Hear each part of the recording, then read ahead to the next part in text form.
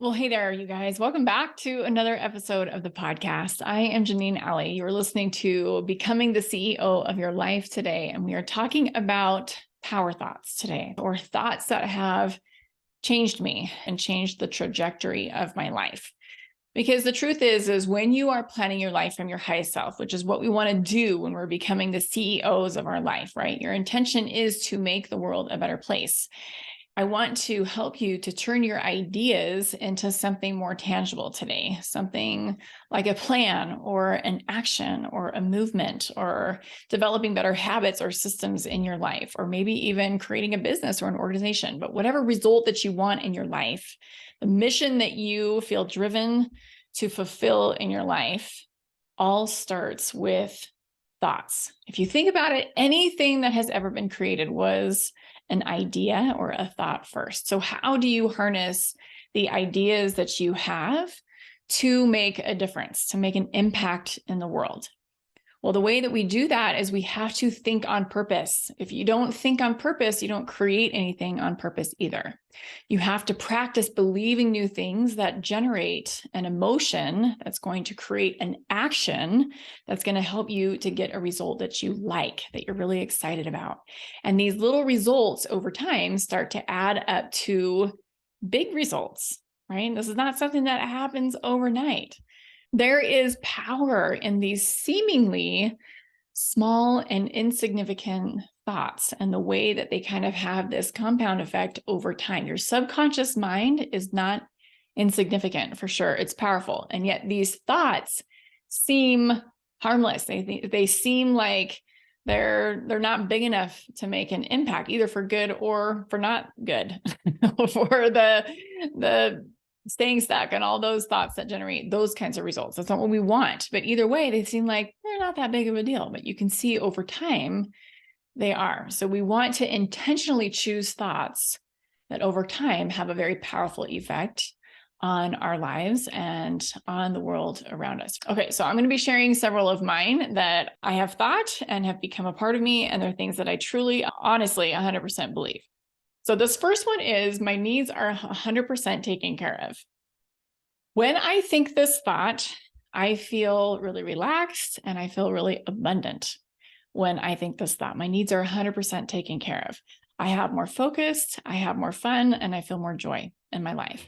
Just like you, I don't have a problem not doing things. Right? I don't think that is your problem. We don't spend a lot of time during the day sitting on the couch watching Netflix, eating bonbons. That's not what we're doing. I come from this place of overdoing and over hustling and over committing to a point where it almost created a panic in my body. And the thing is this was not helpful when I first started my business, right? When I first started my business, I had a lot of these thoughts that sounded like, this has to work. I have to get this done. But when I slowed myself down and I started applying some of the coaching skills that I, of course, still use in my life, I teach my clients how to do these things. I stopped and I'm like, but why? Why do I have to do these things? Why do we have to? Why does it have to work? The way that I was talking to myself. When I was thinking this way, I put so much pressure on myself to reach a goal for the day or for the week or for the month or whatever. And I forgot to enjoy myself along the way. I was not thinking to myself, I'm going to start this business and it's going to be so much fun. That's not what I was thinking. I took that very, very, very seriously to the point where it zapped a lot of the fun out of what it was I was doing, because I was kind of going into this panic mode. I was coming at my goal from this place of scarcity. I wasn't enough without the achievement, as if the accomplishment or the achievement would make me enough. This is oftentimes what it is that we think, right? It doesn't work like that. We can see it doesn't work like that with other people, right? If our kids don't reach a goal, it doesn't mean that they're not enough, right? But we kind of have this double standard where it's okay for them not to reach the goal, but it's not okay for us, right? But I don't have to. I don't have to do anything, right? Just like you don't have to do anything. We get to do a lot of stuff. It's truly a privilege of my life to create things and to work on my business. So I had to drop this thought or this conversation in my head that I have to get stuff done. I have to do this work. It has to work this time, because that whole conversation just zapped the fun right out of the process. So instead, I wanted to soften into the experience of what it is that I was creating, and the thought that I adopted instead. Anytime my brain would short circuit to, I have to get this done, I intentionally rerouted it to, and my needs are taken care of. Okay, I can turn on the ads and I don't get a sale. It's just a bunch of data that I paid for about what's not going to work. And that is so useful. So I developed this trust that things were working for me and that they will work in the way that I hope. My needs will continue to be provided for. Resources flow to me, they flow away from me to make things happen. And this includes, of course, a lot of learning opportunities from failures, right? And so if I have this idea in my mind that my needs are taken care of, I just soften into that whole experience, and it makes my life so much more enjoyable, right? I see it as some really fun challenges and obstacles to overcome in the process of making my dreams come true. Totally different energy. Okay. The next thought that I wanted to adopt, and I kept practicing over and over again, is I'm capable of figuring this out. Okay, so when I'm thinking this thought, I'm capable of figuring this out, I feel empowered, I feel really determined, I feel really capable, of course, totally capable of figuring this out. That's how I feel. So I'm a coach. I love to coach. I love to work with women who want to change the world, particularly women who don't feel like they currently have the time or even the resources. They don't feel like they're cut out to do anything big. They have no idea where to start. I can talk to these women all day long. It is my favorite thing about making an impact. These are the things that I love. And like I said, I'm natural in this environment here as a coach. But there are some things that I'm not super good at. And I have had to learn along the way a lot of tech things, a lot of business things in building a business, of course, that I wasn't very good at. I had no idea how to edit podcasts or edit videos or do graphic design or build a website or build an app even, or build a business, do any kind of marketing things or funnels or posting on social media or even being confident on video. That was something that would have terrified me in the beginning. But now I do it all the time. It's just like, all right, turn on the video. Let's go. This is what we do. But I was not good at any of this stuff when I started. At this point in the game, I have been in the trenches on just about all of it. And I'm fortunate enough to hire some of these things out, but I know how to do it. That's the thing. I knew how to do it first. And so I knew what it was that I wanted to hire after I figured it out. But I didn't want to figure this out. I didn't want to do it. I spent a lot of time being really frustrated and resisting and feeling like there had to be a better way. There had to be an easier way to do this. So let me just tell you, just like raising kids, there are some fun things about having a business or having a family, right? But there are some really, really hard things. There's no way around these kinds of experiences as parents, right? We just got to do it. Right? It's the same with building a business. Building a business either requires your time or it requires your money. But I didn't have a lot of money to put into my business when I started, but I did put in the time. And I spent a lot of time doing things that I didn't want to do, and even things that I didn't even want to learn how to do. Like I said, I kept telling myself, there's got to be an easier way around this. I hate this. I'm not good at this. None of those thoughts were serving me. And so my intentional thought, the thing that really got me to square my shoulders towards my computer and it's like, Janeen, you've got to figure this out. You are capable of figuring this out.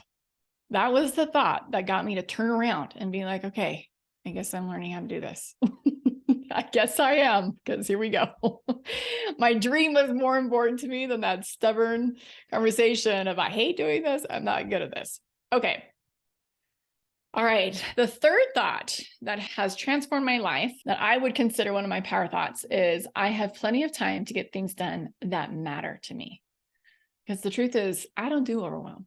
I've mentioned this before on the podcast. I seriously don't do overwhelm anymore. I don't get overwhelmed. It's one of those emotions that does not serve me in any way, shape, or form, just like worry doesn't. It's not a useful emotion. So anytime I'm noticing I'm feeling that way, I'm like, I have plenty of time to get things done that matter. Let's figure this out. Okay. This is a thought that has really helped me when I'm feeling kind of this weight or this overwhelm. When we're overwhelmed, we are thinking there's not enough time. That's why we're overwhelmed, is I have so much to do and not enough time to get it done. So we're overwhelmed, right? But when I'm telling myself I have plenty of time to get things done that matter, I feel calm, I feel strategic, and I feel abundant with my time. I'm really mindful that I don't have time to do everything, but I have the time to do things that matter. And there is this element of intention with this thought. I need to decide what I'm going to do and be wise with the time that I have, but I have plenty of time.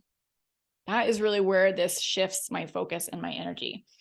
Now, the interesting thing about time is a human construct. This is something that we have created. Days of the week, the calendar year, hours and minutes, all of that is something that we have created to help us to live in this world. And it's something that we kind of all buy into. It's kind of like money. We all buy into this idea of money. We all buy into this idea of time. All things that humans have created, right? Time, as well as money, is something that I think is foreign to the eternal nature of our being, like who we are at the center of ourselves. And I think it's one of the reasons why we have to have clocks all over the place, is to remind us what time it is, right? It's really unnatural for us. Deadlines can be really tricky for us, right? Because that is also something that has a time amount for us to get it done. And I think most people do deadlines wrong. In fact, I would say 98%, maybe 99% of people don't do deadlines correctly. And I can say this because I've done deadlines wrong most of my life up until the last couple of years, where I became a productivity coach and I really wanted to think about what it was that I was thinking about around all aspects of my time and my calendar and all of it. So I work for myself, right? I create my own deadlines for stuff, which I'm sure a lot of you do too. And I know that if you're working for someone else, they have deadlines for you. But on top of that, you probably also have your own deadlines for yourself. Now, as a business owner, I have decided that there are no emergencies in my business. None. Deadlines are not emergencies, but we function oftentimes like they are. We're either really stressed out about a self-imposed deadline because of the way that we're thinking about it, or another option for you when it comes to deadlines is you can think that it's a fun challenge. And this is the same thing with goals, right? If you have a race day and that deadline is looming, race day is looming, and you're just like, oh my gosh, I've got to get in shape, or it's going to be a total junk show. I mean, that is going to create a lot of stress for you. But I just want to offer to you that either option is available to you. You can be stressed out about your deadlines, or you can think of them as more of a fun challenge. The way that I look at time, I think, is really different from the way that other people look at time. Our time is broken down into daytime and nighttime, right? We separate daytime and nighttime with our sleep, usually a really, really long nap, right? But my reality is I have nothing but time. In my mind, time doesn't stop because I have to go to sleep or because I have to eat. I have an abundance of time to get things done that I'd like to do. And you might be thinking, but we only have 168 hours in a week, or we only have 24 hours in a day. I don't think about time like that. I don't think about my time from a place of scarcity, because the truth is the next week, the following week, you also have 168 hours of time. It's actually a lot of time, and time continues to march on. There's no rush when it comes to time. And I don't mean that I don't work hard and I'm really lackadaisical about my schedule. I'm not, but I am focused and I'm calm. I work hard. I'm very intentional with my time. I'm not stressed. I'm not frazzled. I'm not all over the place. I literally have plenty of time to get things done that matter. I have plenty of time to spend with the people that I love. I have plenty of time to do my work on the earth. That's the way that I think about it. And this idea has completely transformed me and my life and the way that I do my business. Okay, the next thought that I have is I'd rather be in the arena. That's the thought. I'd rather be in the arena. And when I think that, I'm feeling really patient and I'm feeling determination and perseverance with that thought.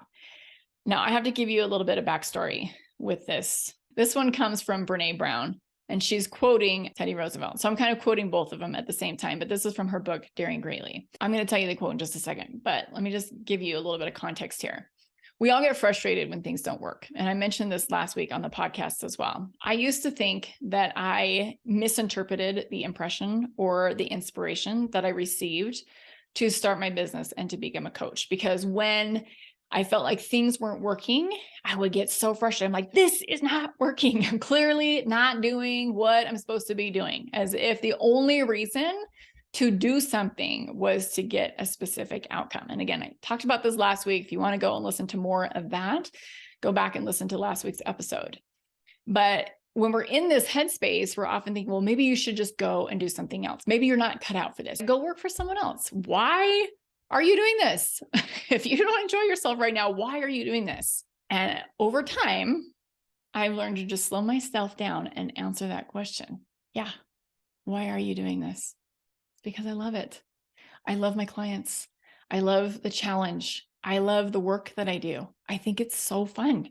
It keeps me doing something where I find a lot of meaning and a lot of value in my life. And I, of course, love the growth opportunities. And I have loved all of this, even when I wasn't paying myself. That is when you know you're onto something really special, is when you could work for the rest of your life and love the time that you spend working. And I have felt really blessed to have that opportunity. So let me just read you this quote. This, like I said, is quoted originally from Teddy Roosevelt, and I found it through Brene Brown's book. He said, "It is not the critic who counts, not the man who points out how the strong man stumbles or where the doer of deeds could have done them better. The credit belongs to the man who is actually in the arena, whose face is marred by dust and sweat and blood, who strives valiantly, who errs, who comes short again and again, because there is no effort without error and shortcoming. But who does actually strive to do the deeds, who knows great enthusiasms, the great devotions, who spends himself in a worthy cause, who at the best knows the triumph of high achievement, and who at the worst, if he fails, at least fails while daring greatly. So that his place shall never be with those cold and timid souls who neither know victory nor defeat." So I'd rather be in the arena. I'd rather be giving it my all to go for a goal than to feel like I was giving it on myself, just because I just think it's such a great way to live life. You have so much more fun doing it. And I think for all entrepreneurs or anybody who has created success, there are no overnight success. I think we all experience more defeat than triumph. And I remind myself that on the days where I've been knocked down and it feels like I'm just getting beat, that's the truth of it. I'd rather just be in the arena and not experience. And this is, like I said, this is how I want to live my life. Not because I'm crazy. Sometimes I have questioned that, but because even in the defeats, there are so many nuggets of wisdom and opportunities to know myself better and what it is I'm truly made of.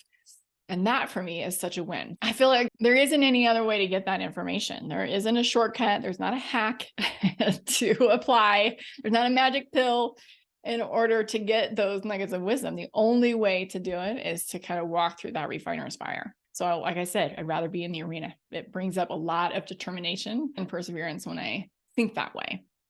Okay, the last one is, this is the very last thought that I'm going to share with you today. And this one is, it's okay to just sit with this. Just breathe. Some emotions put you into that fight, flight, or freeze headspace. Your sympathetic nervous system is turned on. And so when I notice that I want to go there because I've experiencing some kind of emotion like anxiety or panic or frustration or disappointment or even grief or defeat, I often want to run away. And that usually means that I want to buffer with something. I'm going to do something that's going to distract me from feeling.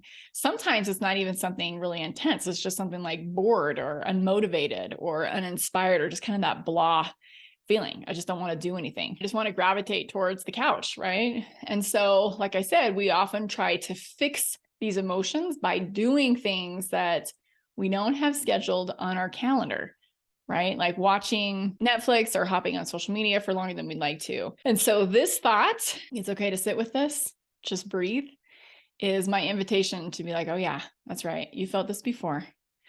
You're not losing steam on this project just because you're not feeling it today, or just because you're thinking about this other thing. It's just the day.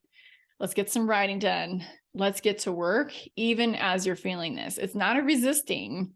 It's an allowing, and it's also an intentional way that I show up in my life and I still get things done. Now, that's not to say like in moments of grief, if we have something going on a family level or something where I need to be present with my kids and stop what it is that I'm doing, I definitely do that and have done that.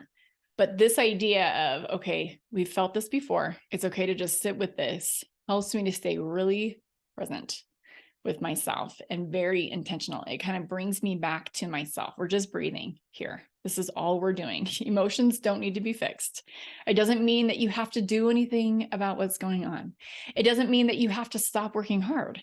It doesn't mean that you have to keep going either. It's okay to just sit with this for a moment. And it takes me out of that reaction to the emotion, kind of that animalistic reactive place that we all get to when we're in that fight, flight, or freeze mode, to more of an intentional space. Okay, so I just shared some thoughts that have changed me, some thoughts that I have picked intentionally to think on purpose. And I want you to be thinking to yourself after this episode, what are some of the things that you want to think or believe on purpose? Now, some of the thoughts that I have shared with you might resonate and some of them might not at all. And that's totally fine because we're all individuals, right? And it's just like, we're not super comfortable in all the clothes. It's just the same thing with thoughts. So I want you thinking about, okay, what are some thoughts that are going to serve me better to help me to create something beautiful in my life, to help me to become the CEO of my life, or to live a life that really lights me up and is aligned with who I am and what I am here to do. Okay, so I want you thinking about that.